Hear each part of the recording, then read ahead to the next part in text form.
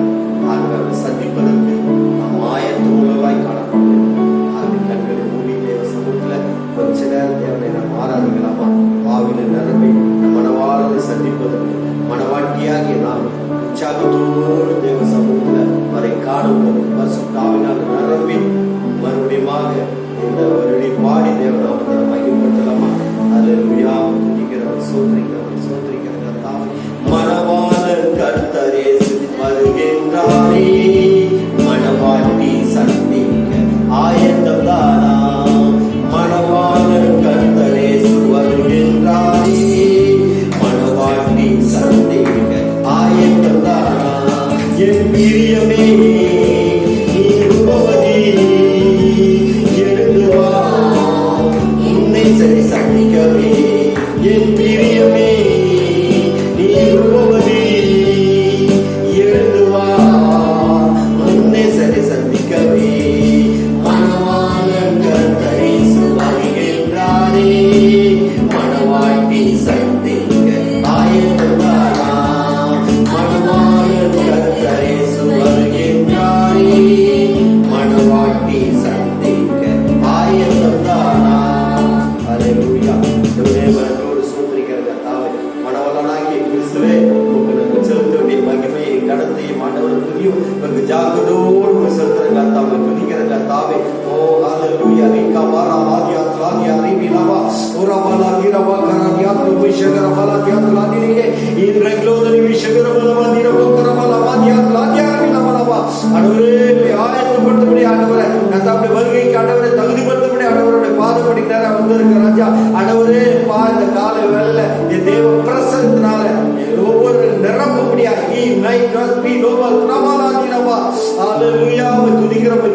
துதிக்கிற கர்த்தாவை என் தேவனே பிரசன்னத்துல ஒவ்வொரு ஆண்டவரை கர்த்தாவுடைய பிள்ளைகளையும் நிரப்புங்க ஆண்டவரை. யூடியூப் மூலமாக ஆண்டவரை இது கேட்டுக்கிற ஒவ்வொரு மத்தியில என் தேவ பிரசன்னம் தேவ வல்லமை ஆண்டவர் ஒவ்வொரு நிரப்பட்ட கர்த்தாவை வைட்டி அல்லேலூயா. நீகவா ரமா ஓ ரமலா கியாத்லா நீகவா ரமலா திரமா ரிபிலமலமா. நன்றி பரிசுத்தாவியான நன்றி பரிசுத்தாவியானவரே, ஒரே உம்முடைய உயர்ந்த நாமத்தை மையப்படுத்துகிற கர்த்தாவை ஒருவர் மாத்திரம் மையப்படுவராக ஆசீர்வதி திறமை நாள் பெற்ற நாமத்தை மையப்படுத்த நல்ல பிதாவே. ஆமென். Praise the lord. தேவ செய்திக்கு நேரம் நாம் கடந்து போகலாம். நேரம் கடந்து போகிறபடினால நேரடியாக தேவ செய்தி நாம் கடந்து போகலாம். Price the Lord. கலாத்தியர்கள் புத்தகம் 1ஆம் அதிகாரம் 10ஆம் வசனத்தை வாசிக்க கேட்கலாம். இப்பொழுது நான் மனுஷரையா தேவனையா யாரை நாடி போதிக்கிறேன்? மனுஷரையா பிரியப்படுத்த பார்க்கிறேன்? நான் இன்னும் மனுஷரை பிரியப்படுத்துகிறவனா இருந்தால் நான் கிறிஸ்துவின் ஊழியக்காரன் அல்லவே. நல்ல பிதாவே, நன்றியோடு சோதரிக்கிறேன் கர்த்தாவே.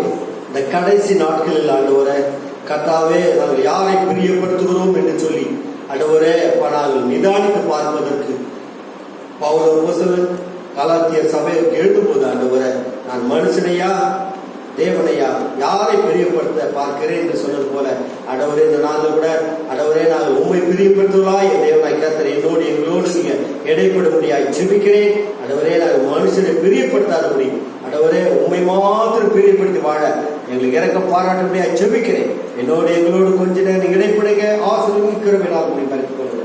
மேற்று நல்ல பிதாவே. அதுமாதிரி தேவ பிள்ளைகளே, வாசிக்கப்பட்ட அந்த வேத பகுதிகளை நாம் கேட்டோம். பவுல் அப்போஸ்தலன் கலாத்திய சபைக்கு எழுதும்போது அவர் சொல்றாரு, நான் யாரை பிரியப்படுத்த பார்க்கிறேன்? தேவனையா மனுஷனையா? நாம் இந்த கடைசி நாட்களில நாம் தேவனை பிரியப்படுத்துவதாய் காணப்பட வேண்டும். ஆனால் இந்த பூமியில எங்க பார்த்தாலும் தேவனை பிரியப்படுத்துவது போல தெரியல. மனுஷர் தான் பிரியப்படுத்தி அவர்களுக்காக போதிக்கிறது போல இந்த நாட்களில் அநேகர் நடந்து கொண்டிருக்கிறார்கள். ஆகவே தேவன் அதை எதிர்பார்த்து கொள்கிறார். தேவனை நாம் பிரியப்படுத்தி வாழும் என்று சொன்னால், உண்மையாக ஒரு ஊழியக்காரன் சொன்னால் அந்த ஊழியக்காரர் தேவனாகிய கர்த்தர் சொல்லுகிறது, நீங்க மனுஷரை பிரியப்படுத்துறீங்களா இல்ல தேவனை பிரியப்படுத்துறீங்களா? அந்த அதிகாரம் அந்த வசனத்தை வாசிக்கும் போது மறுபடியும் அந்த வசனத்தை வாசிங்க. இப்பொழுது நான் மனுஷரையா தேவனையா யாரை நாடி போதிக்கிறேன்? மனுஷரையா பிரியப்படுத்தி பார்க்கிறேன். நான் இன்னும் மனுஷரை பிரியப்படுத்துவனாயிருந்தால் நான் கிறிஸ்துவின் ஊழியக்காரன் அல்லவே. கிறிஸ்துவின் ஊழியக்காரன் என்று சொன்னால் அந்த கிறிஸ்து ஊழியக்காரன் தேவனை மாத்திரம் பிரியப்படுத்தணுமே தவிர இந்த பூமியில இருக்கிற மனிதனை பிரியப்படுத்த வேண்டிய அவசியம் இல்லை. ஏன்னு சொன்னால் தேவனாய் கர்த்தர் வேறு பிரிக்கப்பட்டவனாக ஊழியக்காரர் வைத்திருக்கிறார். அப்படி ஊழியக்காரர்கள் தேவனை தான் பிரியப்படுத்த வேண்டுமே தவிர எந்த சூழ்நிலையும் மனுஷனை பிரியப்படுத்த அவசியம் இல்லை. ஏன் என்று சொன்னால் நாம் தேவனை பிரியப்படுத்தினால்தான் தேவன் பல காரியங்கள் நம்மத்தில அவர் இடைப்பட்டு நம்மோடு பேசுகிற ரகசியங்களை வெளிப்படுத்த தேவனா இருக்கிறார். ஆகவே இந்த கடைசி நாட்களிலே நாம் தேவனை மாத்திரம் பிரியப்படுத்த வேண்டுமே தவிர இந்த ஊழியம் செய்கிற ஊழியக்காரர்கள், தேவனுடைய ஊழியக்காரர்கள் எப்போதும் மனுஷரை அல்ல தேவனை மாத்திரம் பிரியப்படுத்த காணப்பட வேண்டும். ஆனால் இந்த பழைய ஏற்பாட்டு காலத்துல தேவனாகிய கர்த்தர் இந்த ஆரோன் மோசையை கொண்டு பலத்த காரியம் செய்து கொண்டு வந்தார் எகிப்து தேசத்திலே இஸ்ரவேல் ஜனங்கள் மத்தியில. ஆனாலும் கூட இந்த ஆரோனை குறித்து நாம் பார்க்கும்போது மோசையை தேவனாகிய கர்த்தர் சீனாய் மலைக்கு மலை மேலே ஏறி வான்னு சொல்லி அழைத்தார் 10 கட்டளைகளை கொடுப்பதற்கு. இப்படி மோசே சீனாய் மலையிலே போயிருக்கும் போது அவர் போய் 40 நாள் ஆகிவிட்டது. ஆனால் அந்த ஜனங்கள் என்ன செஞ்சாங்க, மோசேக்கு என்ன நடந்ததோ எங்களுக்கு தெரியாது, ஆகவே எங்களை வழி நடத்துவதற்கு ஒரு தெய்வத்தை நீ உண்டாக்க வேண்டும் என்று சொல்லி ஆரோனிடத்தில் ஜனங்கள் கேட்டார்கள். ஆனால் இந்த சத்தியத்தை நாம் விளங்கி கொள்ள வேண்டும் என்று சொன்னால் யாத்திரையாகமம் என்ற புத்தகம் 32ஆம் அதிகாரம் 1-2 வசனம் வாசித்து பார்க்கலாம். மோசே மலையிலிருந்து இறங்கி வர தாமதிக்கிறதை ஜனங்கள் கண்டபோது மோசே மலையிலிருந்து இறங்கி வருவதை தாமதித்ததை ஜனங்கள் கண்டபோது அவர்கள் ஆரோனிடத்தில் கூட்டம் கூடி அவனை நோக்கி எகிப்து தேசத்திலிருந்து எங்களை அழைத்து கொண்டு வந்த அந்த மோசேக்கு என்ன சம்பவித்ததோ அறியோ. ஆதலால் நீ எழுந்து எங்களுக்கு முன் செல்லும் தெய்வங்களை எங்களுக்காக உண்டு பண்ணுவதாக என்று சொல்லி அருமையான தேவ பிள்ளைகளே, தேவனாகிய கர்த்தர் இஸ்ரவேல் ஜனங்களை எகிப்திலிருந்து பலத்த கையினால் ஓங்கிய போயினால் அவளை விடுதலையாக்கி கொண்டு வந்தார். அப்படி கொண்டு வருகிற சூழ்நிலையில அந்த ஜனங்களை அதிசயமா நடத்தி கொண்டு வந்தார். இப்படி அதிசயங்களை பார்த்த அந்த ஜனங்கள் தேவனுக்கு கொடுக்க வேண்டிய மகிமையை தேவனுக்கு கொடுக்காதபடிக்கு முரட்டாட்ட உள்ளவர்களாக மோசேக்கு என்ன நடந்ததோ நாங்கள் அறியோம், அது எங்களுக்கு தெரியாது, ஆனாலும் கூட எங்களை வழி நடத்துவதற்கு தெய்வத்தை உண்டாக்க வேண்டும் என்று சொல்லி ஆரோனிடத்திலே போய் முறையிடுகிறார்கள், ஆரோனிடத்திலே கேட்கிறார்கள். ஆனால் ஆரோன் ஆசாரிய ஊழி செய்கிற ஆரோன் செய்த காரியத்தை நாம் பார்ப்போம் என்று சொன்னால் அதன் பிறகு வாசிக்கும் போது வாசிங்க. அதற்கு ஆரோன் உங்கள் மனைவிகள் குமார குமார்த்திகளுடைய காதுகளில் இருக்கிற பொன்னணிகளை கழற்றி என்னிடத்தில் கொண்டு வாருங்கள். ஆகவே அருமையான தேவ பிள்ளைகளே, இப்படி ஆரோன் செய்த காரியம் என்னன்னாக்கா அந்த ஜனங்களை பிரியப்படுத்துவதற்கு தேவனை பிரியப்படுத்தல, இந்த ஆரோன் மோசையினால தேவனால அபிஷேகிக்கப்பட்டு அந்த ஜனங்களுக்கு ஆசாரியனாக தேவனாய் கர்த்தர் வைத்திருக்கிறார். ஒரு பிரதான ஆசாரியனை போல ஆரோன் அந்த ஜனங்களுக்கு முன்பாக இருந்தான். ஆனாலும் கூட இந்த ஆரோன் செய்த காரியத்தை நாம் பார்க்கும்போது அந்த ஜனங்கள் கேட்டபோது ஜனங்களை பிரியப்படுத்த, மனுஷனை பிரியப்படுத்த அவன் செய்த காரியத்தை தான் இப்போது நாம் கேட்கிறோம். ஆகவே இந்த ஆரோன் ஜனங்களிடத்துல உங்கள் காதுகள் இருக்கிற எல்லா காதணிகளை கொண்டு வாங்கன்னு சொல்லி அந்த ஜனங்களிடத்துல சொன்ன போது அவர்கள் எல்லாரும் என்ன பண்ணாங்க, அவர்களுடைய அந்த காதணிகளை அந்த பொண்ணை எல்லாத்தையும் கொண்டு வர அவர்களுக்கு கொடுத்தார்கள்.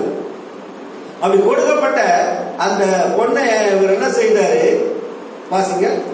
அந்த கையில் இருந்த பொண்ணை வாங்கி சிற்ப கருவினால் கருப்பிடித்து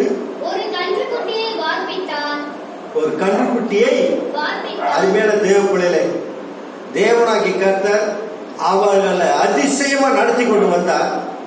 வனாந்தரத்துல சிவந்த சமுத்திரத்தை இரண்டாக பிளந்து வெட்டாந்தரம் நடந்து போவது போல அதிசயமா தேவனாய் கர்த்தர் அவர்கள் நடத்தி கொண்டு வந்தார்.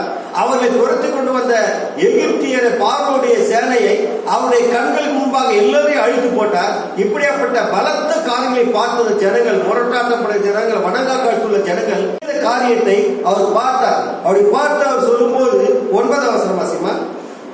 பின்னும் கர்த்தர் மோசேயை நோக்கி இந்த ஜனங்களை இந்த ஜனங்களை பார்த்தேன், இவர்கள் வணங்கா கழுத்துள்ள ஜனங்கள். இவர்கள் வணங்கா கழுத்துள்ள ஜனங்கள்.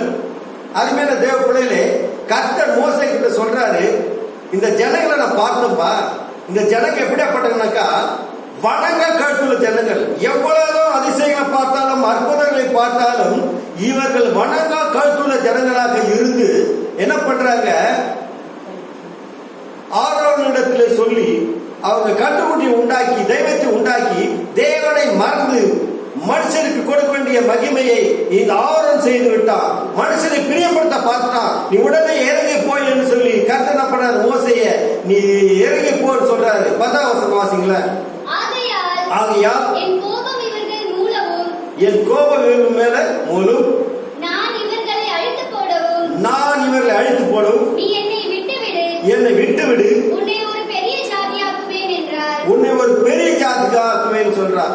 அருமையான தேவ பிள்ளைகளே, ஆனாலும் கூட மோசே இந்த ஜனங்களை கொண்டு வந்த மோசே தேவ சமூகத்துல கெஞ்சி பிரார்த்திக்கிறான்னு சொல்லப்பட்டிருக்கு. கெஞ்சரா தேவ சமூகத்துல, ஆண்டவரே நீங்க கொண்டு வந்தீங்க, வனாந்தத்தை அழிக்கவா கொண்டு வர ஜனங்கள்லாம் பேசுவாங்க ஆண்டவரே என்று சொல்லி அவன் கெஞ்ச வேண்டிய சூழ்நிலை. ஆக அருமையான தேவ பிள்ளைகளே, இப்படி மனுஷரை பிரியப்படுத்துகிற ஒரு வாழ்க்கை, அபிஷேகம் பண்ணப்பட்ட இந்த ஆரோன் செய்த காரியத்தை நாம் பார்க்கிறோம். ஆகவே தேவனால் அபிஷேகம் பண்ணப்பட்ட ஊழியக்காரர்கள் எப்போதும் தேவனை தான் மகிமைப்படுத்தணுமே தவிர, தேவனை தான் பிரியப்படுத்தணுமே தவிர, மனுஷர்கள் எப்படியாக்கப்பட்ட காரியம் சொன்னாலும் மனுஷனுடைய வார்த்தைகளை நாம் கேளாதபடிக்கு, மனுஷனை பிரியப்படுத்தாதபடிக்கு நாம் தேவனை பிரியப்படுத்துகிற ஒரு வாழ்க்கை வாழ வேண்டும். ஆகவே தேவனுடைய கோபம் எழுப்பினதுங்க. ஆகவே தேவ கோபம் எழும்போது மாத்திரமல்ல, அநேகர் மரித்தார்கள், அநேகர் வெட்டுண்டு விழுந்தார்கள். இதற்கு காரணம் யாரு சொன்னா, எந்த ஆசாரியனாகிய ஆரோன் செய்த காரியம். ஆகவே அநேக ஜனங்களுடைய விழுதலுக்கு, அநேக ஜனங்களுடைய மரணத்துக்கு ஆசாரியர்கள், அதாவது ஊழியக்காரர்கள் காரணமா இருக்கக்கூடாது. தேவனை எந்த சூழலும் அவர் மகிழ்ப்படுத்திக் கொண்டே இருக்க வேண்டும். எந்த சூழலும் மனுஷனுக்கு பிரியமான ஒரு ஊழியம் செய்யாதபடிக்கு தேவன் பிரியப்படுத்தும் ஊழியம் செய்யலாம் காணப்பட வேண்டும். அது மாத்திரமல்ல, இன்னொரு காரியத்தை நாம் பார்க்கும்போது 1 சாமுவேல் புத்தகத்துல 15ஆம் அதிகாரம் 1லிருந்து 24 வரைக்கும் வாசிங்க. 1ஆம் வசனம் வாசிங்கம்மா. பின்பு சாமுவேல் சவுலை நோக்கி இஸ்ரவேலராகிய தம்முடைய ஜனங்கள் மேல் உம்மை ராஜாவாக அபிஷேகம் பண்ணுவதற்கு கர்த்தர் என்னை அனுப்பினாரே. இப்பொழுதும் கர்த்தருடைய வார்த்தையின் சத்தத்தை கேளும். 3ஆம் வசனம் வாசிங்க. இப்பொழுதும் நீ போய் அமலேக்கை மடங்கடித்து அவனுக்கு உண்டான எல்லாவற்றையும் சங்கரித்து அவன் மேல் இறக்க வைக்காமல் புருஷரையும் ஸ்திரீகளையும் பிள்ளைகளையும் குழந்தைகளையும் மாடுகளையும் ஆடுகளையும் ஒட்டகங்களையும் கழுதைகளையும் கொன்று போட கடவாய் என்று சொன்னார். ஏன் தேவனாய் கர்த்தர் இப்படி சொல்றாருன்னு சொன்னா, இந்த அமலேக்கர் என்ன பண்ணாங்க, இஸ்ரவேல் ஜனங்கள் எகிப்திலிருந்து வரும்போது அவர்களுக்கு வழிவிடாதபடிக்கு வழிமறித்தார்கள். இப்படி வழிமறித்தபடினால தேவ கோபம் அந்த ஜனங்கள் மேல வந்து அவர் என்ன சொல்றாரு, இந்த ஜனங்களை என்ன பண்ணு, ஒரே ஒருத்தரோட வைக்க என்ன பண்ணு, எல்லாத்தையும் அழிச்சு போடு அப்படி சொல்லி கர்த்தர் சொல்றாரு. ஆனாலும் கூட இந்த ராஜா செய்த காரியம், கர்த்தர் சொன்ன காரியத்துக்கு அவன் என்ன பண்ணல, செவி சாய்க்கல.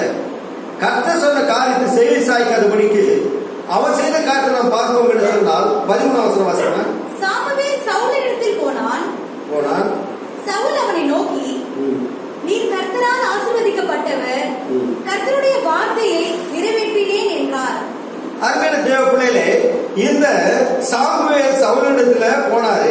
இப்படி சவுலிடத்துல போன உடனே இந்த சாமுவேல் இடத்துல சவுல் சொல்றாரு, நீங்க சொன்ன எல்லா காரியத்தையும் என்ன பண்ணிட்டேன், நான் நிறைவேற்றிட்டேன், நீங்க சொன்ன காரியத்தை முடிச்சிட்டேன் அப்படி சொல்லும் போது இது தேவ மனுஷனாகிய சாமுவேல் சொல்றாரு 14ஆம் வசனத்துல, அதற்கு சாமுவேல் அப்படியானால் என் காதுகளில் கேட்கிற ஆடுகளின் சத்தமும் எனக்கு கேட்கிற மாடுகளின் சத்தமும் என்ன என்றார். அருமையான தேவ பிள்ளைகளே, தேவனாய் கர்த்தர் சொன்ன அமலேக்கியருடைய எல்லாவற்றையும் அழித்து போட்டு எல்லாவற்றையும் கொன்று போட்டு சொல்லி சொன்னாரு. ஆனாலும் கூட இந்த சவுல் செய்த காரியத்தை நாம் பார்க்கும்போது சவுல் என்ன பண்றாரு? 15ஆம் வசனத்தை வாசிங்கள. அதற்கு சவுல் அமலேக்கியரிடத்திலிருந்து அவைகளை கொண்டு வந்தார்கள்.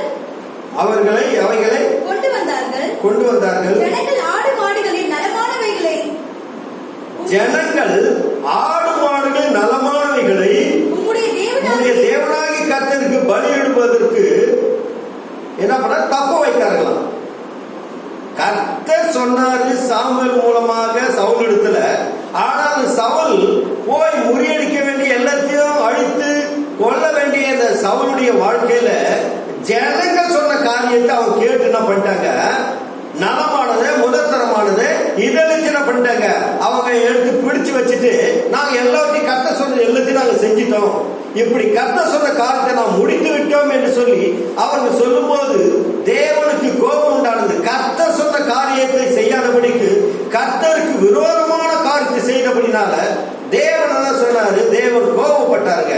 ஆகவே தேவனை பிரியப்படுத்த, தேவனை மகிமைப்படுத்த, தேவனுடைய வார்த்தைக்கு கீழ்ப்படிய வேண்டிய இந்த ராஜா அவன் செய்த காரியத்தை நாம் பார்க்கும்போது தேவனை மகிமைப்படுத்தாதபடிக்கு, தேவனுடைய வார்த்தைக்கு கீழ்ப்படியாதபடிக்கு அவன் என்ன செய்தார் என்று சொன்னால், ஜனங்களுடைய வார்த்தைக்கு கீழ்ப்படிந்து நலமானவைகளையும் செழுமையானவைகளையும் முதற்தரமானவைகளையும் தனியா பிரித்து வச்சுட்டான். சாமுவேல் பார்க்கும்போது சாமுவேலுடைய காதுகளிலே கேட்கிறது ஆடுகளின் சத்தமும் மாடுகளின் சத்தமும். உடனே தேவனாய் கர்த்தர் கோபப்பட்டாருங்க. ஆகவே சவுலுடைய ராஜ்யம் அழிவதற்கு, சவுல் ராஜாவாய் இருந்து விலகுவதற்கு இது ஒரு காரணமாய் காணப்பட்டது. ஏன் என்று சொன்னால், தேவனுக்கு கீழ்ப்படிய வேண்டிய தேவ பிள்ளைகள் தேவனுடைய வார்த்தையை உதாசீனப்படுத்தும் போது தேவன் உண்மையாகவே தேவனை எதிர்க்கிற தேவனா இருக்கிறார். மனுஷனையா தேவனையா யாரை நான் போதிக்கிறேன்? யாருடைய சத்தத்துக்கு கீழ்ப்படுகிறோம்? நாம் தேவனுடைய சத்தத்துக்கு கீழ்ப்படியும் சொன்னால் கர்த்தர் நம்மை ஆசீர்வதிக்க தேவனா இருக்கிறார். ஆனால் மனுஷனுடைய சத்தத்துக்கு நாம் செவி கொடுப்போம் என்று சொன்னால் அவனுடைய ராஜ்யபாரமே போக முடியாத ஒரு சூழ்நிலை வந்ததுங்க. கர்த்தர் சொன்ன காரியத்துக்கு சவுல் கேட்கல, மனுஷன் சொன்ன காரியத்துக்கு சவுல் கேட்டு நலமானவர்களை தனியா பிரித்து வைத்தான். ஆகவே நாம் எந்த சூழ்நிலையிலும் கர்த்தர் என்ன சொல்றாரோ, வேத வசனம் என்ன சொல்லுதோ அது அப்படியே 100% நாம் கீழ்ப்படியும் போது, கர்த்தருக்கு கீழ்ப்படியும் போது, கர்த்தருடைய வார்த்தை செவி கொடுக்கும் போது கர்த்தர் நம்ம எந்த சூழ்நிலையிலும் அவர் நம்மை ஆசீர்வதிக்க தேவனா இருக்கிறார். நம்ம ஒருபோது கைவிடாத தேவனா இருக்கிறார். ஆகவே நாம் மனுஷனையா தேவனையா யார் நாடை போதிக்கிறோம்? யாருக்கு பிரியப்பட்டவராக காணப்படுகிறோம்? ஆகவே நாம் பிரியப்படுத்துவது மனுஷரை அல்ல. எந்த சூழ்நிலையிலும் நாம் கர்த்தரை மாத்திரம் நாம் பிரியப்பட்டவராய் காணப்படுகிறோம். நம்முடைய ஊழிய பாதையில, நம்முடைய ஆவிக்குரிய வாழ்க்கையில எந்த சூழ்நிலையிலும் முதல் ஸ்தானத்தை நாம் கர்த்தர் நாம் வைக்க வேண்டும். எந்த சூழ்நிலையும் கர்த்தர் நாம் பிரியப்படும் போது கர்த்தர் உண்மையாகவே இந்த காரியத்தில் அவர் மகிமைப்படுகிற தேவனா இருக்கிறார். ஆகவே இப்பொழுது நாம் பார்த்தோம், அவருடைய குறித்து பார்க்கும்போது ஆரோன் தேவன் சொன்ன காரியத்தை, ஆசாரனை ஆரோன் தேவன் சொன்ன காரியத்தை விட்டுட்டு ஜனங்கள் வந்து அவனை நெருக்கும் போது ஜனங்களுடைய சத்தத்தை கேட்டு கண்டுபிடி செய்து ஜனங்கள் அழியும்படியான ஒரு காரியத்தை செய்தான். ஆனால் இந்த சவுல் செய்த காரியம், ஜனங்கள் அந்த ஆடு மாடுகளை நலமானவர்களை கொடுமையான தனியே பிரித்து தேவன் சொன்ன கட்டளை கீழ்ப்படியாதபடிக்கு தேவனுடைய வார்த்தை உதாசீனப்படுத்தினார்கள். சவுலுடைய ராஜ்யம், அவருடைய ராஜ்யபாரம் அழிவதற்கு அது காரணமாய் காணப்பட்டது. நம்முடைய வாழ்க்கையில கூட நாம் தேவனுக்கு கொடுக்க வேண்டிய மகிமையை, தேவனுக்கு கொடுக்க வேண்டிய கனத்தை, நாம் தேவனை பிரியப்படுத்துற காரியத்தை நாம் தேவனை மாத்திரம் பிரியப்படுத்தலாய் காணப்பட வேண்டும். அது மாத்திரமல்ல, இன்னொரு காரியம் நாம் பார்க்கும்போது தானியேல் புத்தகம் 3ஆம் அதிகாரம் 16-17 வசனம் வாசிங்க. சாத்ராக், மேஷாக், ஆபேத்நேகோ என்பவர்கள் ராஜாவை நோக்கி நேபுகாத் நேச்சாரே, இந்த காரியத்தை குறித்து உமக்கு உத்தரவு சொல்ல எங்களுக்கு அவசியமில்லை. நாங்கள் ஆராதிக்கிற எங்கள் தேவன் எங்கள் தப்புவிக்க வல்லவராய் இருக்கிறார். எரிகிற அக்கினி சூளைக்கும் ராஜாவாகி உம்முடைய கைக்கும் நீங்களாக்கி விடுவிப்பார். ஆக அருமையான தேவ பிள்ளைகளே, இந்த சாத்ராக் மேஷாக் ஆபேத்நேகோ என்பவர்கள் அவர்கள் தேவனுக்கு பிரியமான காரியங்களை செய்தாங்க. தேவனை பிரியப்பட்டாங்க, மனுஷனை பிரியப்பட்டல. ராஜாவே சொல்றான், நான் நிறுத்தின பொருட்களை நீங்கள் வணங்க வேண்டும், அப்படி இல்லை என்று சொன்னால் எரிகிற அக்குனி சூளையிலே உங்களை கொண்டு போய் போடுவேன்னு சொல்றான். ஆனால் இவங்க தைரியமா சொல்றாங்க, மனுஷனுடைய வார்த்தையை கீழ்ப்படியாதபடிக்கு, மனுஷனுடைய சத்தத்துக்கு செவி கொடுக்காதபடிக்கு நான் தேவனை தான் பிரியப்பட்டேன் தவிர நான் மனுஷனை பிரியப்படுத்த மாட்டேன் என்று சொல்லி இந்த 3 பேர் சாத்ராக் மேஷாக் ஆபேத்நேகோ என்பவர்கள் ராஜாவிடத்துல தைரியமா பேசுகிற காரியத்தை நாம் பார்க்கிறோம். ஆகவே இப்படி தைரியமா பேசும்போது கர்த்தர் அவர்களோடு கூட இருந்து அவரை ஜெயம் சிறக்க பண்ணினாங்க. ஆகவே நம்முடைய வாழ்க்கையில நாம் கர்த்தருக்கு கொடுக்க வேண்டிய நாம் முதலிடத்தை கர்த்தருக்கு கொடுப்போம் என்று சொன்னால், கர்த்தரை மாத்திரம் உறுதியா பற்றிக்கொள்ளும் என்று சொன்னால், எப்படியாப்பட்ட எரிகிற அக்குனி சூளையாக இருந்தாலும், எப்படியாப்பட்ட போராட்டம் இருந்தாலும், எப்படியாப்பட்ட பிரச்சனைகள் இருந்தாலும் தேவன் நம்மோடு கூட வந்து நின்று நமக்கு ஜெயத்தை கொடுக்க தேவனாக இருக்கிறார். ஆகவே இந்த சாத்ராக் மேஷாக் ஆபேத்நேகோவுடைய வாழ்க்கையில நாம் பார்க்கும்போது மனிதனாகிய ராஜா அவன் சொல்றான், நான் சொன்ன காரியத்தை செய்யணும்னு சொல்றான். நான் மனிதனுக்கு சத்தத்துக்கு நான் செவி சாய்க்க மாட்டேன். தேவன் ஒருவர் இருக்கிறார். வானத்தை பூமி அண்ட சராசரி உண்டாக்கின தேவாதி தேவனுக்கு ஒருவருக்கு மாத்திரம் தான் நாம் வந்து அவரை தொழுது கொள்ளணும் தவிர மனுஷனை கைவேடியினால செய்யப்பட்ட விக்கிரகத்தை நான் தொழுது கொள்ள மாட்டேன் நினைச்சது. தேவனுக்கு கொடுக்க வேண்டிய கனத்தையும் தேவனுக்கு கொடுக்க வேண்டிய மகிமையும் சாத்ராக் மேஷாக் ஆபேத்நேகோ தேவனுக்கு கொடுத்தபடினால ராஜாவுக்கு உக்கிர கோபம் வந்தது. அவன் என்ன செய்தான்னு சொன்னா, 1 மடங்கு சூடாக்க வேண்டிய அக்னியை 7 மடங்கு சூடாக்கினான். எப்படியாப்பட்ட சூடாக்கப்பட்ட அக்னியாக இருந்தாலும் இந்த 3 பேர் சொன்னாங்க, நாங்கள் ஆராதிக்கிற தேவன் எங்கள் தப்புக்கு வல்லவராக இருக்கிறார். தப்பு விட்டாலும் தப்பிக்காவிட்டாலும் நீ நிற்கிற பொருட்கள் என்ன பண்ண மாட்டேன், நான் வணங்க மாட்டேன் சொல்லி தேவனுக்கு மகிமையை செலுத்தினபடினால தேவனாய் கர்த்தருடைய வாழ்க்கையில உயர்த்தி ஆசீர்வதிக்க தேவனாய் இருந்தார். 28ஆம் வசனம் வாசிமா. அப்பொழுது நேபுகாத்நேச்சார் வந்து சாத்ராக் மேஷாக் ஆபேத்நேகோ என்பவர்களுடைய தேவனுக்கு ஸ்தோத்திரம், அவர்கள் தங்களுடைய தேவனை தவிர வேறொரு தேவனையும் சேவித்து பணியாமல் அவரையே நம்பி ராஜாவாகிய மனுஷனுடைய கட்டளையை தள்ளி தங்கள் சரீரங்களை ஒப்பு கொடுத்ததினால் அவர் தம்முடைய தூதனை அனுப்பி தம்முடைய தாசரை விடுவித்தார். ஆகவே அருமையான தேவ பிள்ளைகளே, இப்படி சாத்ராக் மேஷாக் ஆபேத்நேகோ என்பவர்கள் மனுஷனுடைய வார்த்தையை தள்ளிட்டாங்க, மனுஷனுக்கு கொடுக்க வேண்டிய கனத்தை தள்ளிட்டாங்க, மனுஷனுக்கு அவன் சொன்ன வார்த்தைக்கு கீழ்ப்படையாதபடிக்கு தேவன் ஒரே ஒருவருக்கு மாத்திரம் தன்னுடைய காரியத்தை தேவன் ஒருவருக்கு மாத்திரம் மகிமை செலுத்தினபடினால, தேவனுடைய சத்தத்துக்கு மாத்திரம் கீழ்ப்படுத்தபடினால, அவர்கள் தேவனை பிரியப்பட்டினபடினால ராஜா சொல்றான், சாத்ராக் மேஷாக் ஆபேத்நேகோ என்பவர்களே உடைய கர்த்தருக்கு சோத்திரம். கர்த்தரை அறியாதவன் சொல்றான், உங்களுடைய தேவாதி தேவன் கர்த்தருக்கு என்ன பண்றான், சோத்திரம் சொல்லி தேவனை தொழுக வச்சாரு. பாத்தீங்களா, நம்முடைய வாழ்க்கையில கூட மனுஷனுடைய சத்தத்துக்கு நாம் செவி சாய்த்திருப்போம் என்று சொன்னால் அந்த மனித தேவனை சோத்திரம் சொல்லியிருப்பானா? கட்டாயம் சொல்ல மாட்டான். தேவனுக்காக வைராக்கியம் நின்ற கர்த்தருடைய பிள்ளைகளுடைய வாழ்க்கையில அந்த ராஜாவே சொல்றான், என்ன சொல்றான், இவருடைய தேவன் தான் தேவன் என்று சொல்லி ஆணித்தரமா சொல்லக்கூடிய தேவனை கர்த்தர் வைத்தார் அல்லவா? அப்ப நம்ம எதற்கு முக்கியத்துவம் கொடுக்கிறோம்? நான் யாரை மகிமைப்படுத்துறோம்? மனுஷனை பிரியப்படுத்துறோமா இல்ல தேவனை பிரியப்படுத்துறோமா என்று சொல்லி நம்மை நாமே சற்று ஆராய்ந்து பாருங்க.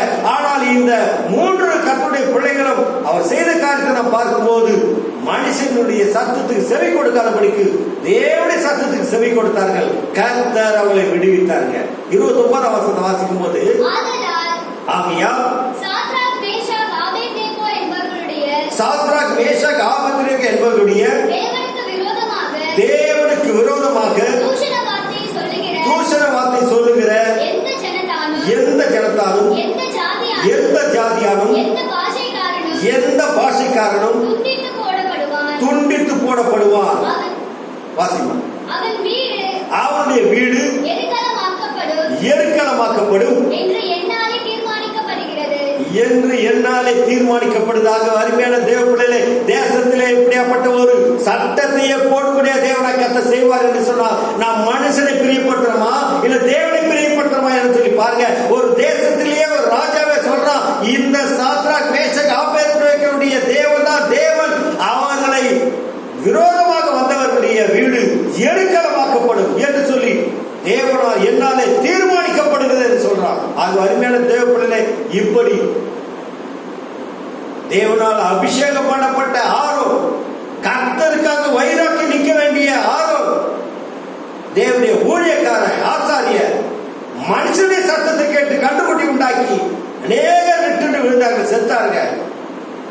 அதே போல சவுல், தேவனால அபிஷேகம் பண்ணப்பட்ட சவுல், கழுதைகளின் பின்னால போய் கொண்டிருந்த சவுல தேவன் ராஜாவாக மாற்றினார். ஆனால் கர்த்தர் சொன்ன காரியத்தை விட்டு ஜனங்கள் சொன்ன காரியத்தை கேட்டு முதற்தரமானதையும் கொழுமையானது தனியே பிரிக்க வைத்தார்கள். தேவனுக்கு கோபம் உண்டாக்கும்படி செய்தான். அவனுடைய ராஜ்யபாரம் போனது. ஆனால் இந்த காரியத்தை நாம் பார்க்கும்போது, சாத்ராக் மேஷக் ஆபேத்நேகோவுடைய வாழ்க்கையை பார்க்கும்போது, அவர்கள் ராஜாவுடைய வார்த்தைக்கு, அதாவது மனிதனுடைய வார்த்தைக்கு கீழ்ப்படியாதபடிக்கு, எங்களை விடுவித்தாலும் விடுவிக்காமல் போனாலும் நாங்கள் ஆராதிக்கிற தேவன் எங்களை தப்பிக்க வல்லவராக இருக்கிறார் சொல்லி தேவனுக்காக வைராக்கியம் நின்றார்கள். இப்படி தேவனுக்காக வைராக்கியம் நின்னும் போது தேவன் அவர்களை விடுவித்து அவரை ஆசீர்வதித்தார் அல்லவா? நம்முடைய வாழ்க்கையில கூட நாம் மனுஷனையா தேவனையா, யாருக்கு நாம் கனத்தை கொடுக்க போறோம், யாருக்கு மகிமை கொடுக்க போறோம்? நாம் தேவனை பிரியப்பட்டதா இருந்தால், ஒரு கர்த்தருடைய ஊழியக்காரன் கர்த்தரை மாத்திரம் நாம் மகிமைப்படுத்தணும் தவிர எந்த சூழ்நிலையிலும் மனுஷனுடைய வார்த்தைக்கு செவி கொடுக்காதபடிக்கு, மனுஷனுடைய வார்த்தைக்கு கீழ்ப்படியாதபடிக்கு தேவன் ஒருவரே மகிமைப்படுத்துவதாய் காணப்பட வேண்டும். தேவனாய் கர்த்தர் அது எதிர்பார்த்தார். நம்முடைய வாழ்க்கையில இந்த கடைசி நாட்களில் நாம் யாரை பிரியப்படுத்த போகிறோம் என்று சொல்லி நம்மை நாமே சற்று ஆராய்ந்து பார்ப்போம். நம்மை நாமே சற்று ஆராய்ந்து பார்த்தால், நிதானித்து பார்த்தால் நாம் நியாயத்திற்கப்படும். இந்த கடைசி நாட்களிலே தேவனுக்கு செலுத்த வேண்டிய மகிமையும் தேவனுக்கு செலுத்த வேண்டிய கனத்தையும் துதியும் வெகு ஜாக்கிரதையோடு அவர் ஒருவருக்கே நாம் மகிமையை செலுத்தலாய் காணப்பட வேண்டும். கண்களை மூடி ஜெபிக்கலாமா? நல்ல பிதாவே, நன்றியோடு ஸ்தோத்திரிக்கிறேன் ஆண்டவரே. இந்த கிருபையாய் இரக்கத்துக்கு நன்றி. இந்த கடைசி நாட்களிலே இந்த சத்தியத்தை கேட்டு உங்களுடைய பிள்ளைகளுடைய வாழ்க்கையில ஆண்டவரே அப்பா உண்மை பிரியப்படுத்தி வாழ திரும்பித்தாங்கப்பா. எப்படிப்பட்ட சூழ்நிலையில் வந்தாலும் சாத்ராக் மேஷக் ஆபேத்நேகோ எப்படி ஆண்டவரே அப்பா 7 மடங்கு சூடாக்கப்பட்ட அக்கினியா இருந்தாலும் நான் ஆராதிக்க தேவனை தப்பிக்க வல்லவராக சொல்லி உமக்காக வைராக்கியம் நிலம் போது தேவன் அவர்களை விடுவித்து தேவனே தேவன் என்று சொல்லி ஆண்டவரே உம்மை அறிக்கையிடப்பட முடியாது. ஆண்டவரே இந்த புறஜாதியான ராஜாவே கர்த்தருக்கு ஸ்தோத்திரம் என்று சொல்லி அவர் சொல்லும்படியான ஒரு பாக்கியத்தை ஆண்டவரே சாத்ராக் மேஷக் மூலமாக நீங்க கொடுத்தீங்கப்பா. இந்த நாள்ல கூட இப்படி சாத்ராக் மேஷக் ஆபேத்நேகோ போல தேவனை பிரியப்படுத்துகிற வாழ்க்கை வாழ்வதற்கு ஆண்டவரே சத்தத்தை கேட்கிற பிள்ளைகள் ஒவ்வொருவரையும் வைராக்கியமா நிற்க, உமக்கு சாட்சியாக நிற்க நீங்க உதவி செய்ய முடியாது. க்ஷமிக்கிறேன். இந்த பிள்ளைகள் ஒவ்வொரு பேரா நீங்க அவசரவீங்க கிருபையால் முடிவெடுத்து நாமத்தை மையப்படுத்துங்க. இந்த சத்தத்தை கேட்டு ஒவ்வொருவரையும் வேலையேற்றுக் கொள்ள முடியாது ஜெபிக்கிறேன். தேவனே, இந்த தேசத்தை அச்சுறுத்திக் கொண்டு இருக்கிற இந்த கொரோனா வைரஸ்க்குள்ளாக பயந்து நினைக்க கொண்டிருக்கிற பிள்ளைகளை ஆண்டவரே நீங்க பாதுகாத்துக் கொள்ள முடியாது க்ஷமிக்கிறேன். இந்த கொரோனா வைரஸ் முற்றிலுமாய் இந்த உலகத்தை விட்டே அழிந்து ஒழிந்து போக முடியாது க்ஷமிக்கிறேன். கர்த்தாவே, யாரவனைக்கும் பாதுகாப்பும் பிள்ளைகளோடு கொண்டு வழிநடத்திட்டு மாசத்து கிருபையினால் கூடி மறைத்துக் கொள்ளுங்க. மீட்பு நல்ல பிதாவே, ஆமென். என் ஆத்துமாவே கர்த்தரை ஸ்தோத்திரி, என் உள்ளமே பரிசுத்த நாமத்தை ஸ்தோத்திரி. என் ஆத்துமாவே கர்த்தரை ஸ்தோத்திரி, அவர் செய்த சகல உபகாரங்களை மறவாதே. ஆமென். கர்த்தராகிய இயேசு கிருபை, பிதாவாகிய தேவனுடைய அன்பும் பரிசுத்த ஆவியான அந்யோன்யமும் நம் அனைவரோடும் உங்கள் எல்லா பரிசுத்தவான்களோடும் நிலையாய் நிலைத்திருப்பதாக. ஆமென். அல்லேலூயா, அல்லேலூயா, அல்லேலூயா. Price the Lord. சமாதானம் போய் கர்த்தர் உங்களோடு இருப்பார்கள். ஆமென்.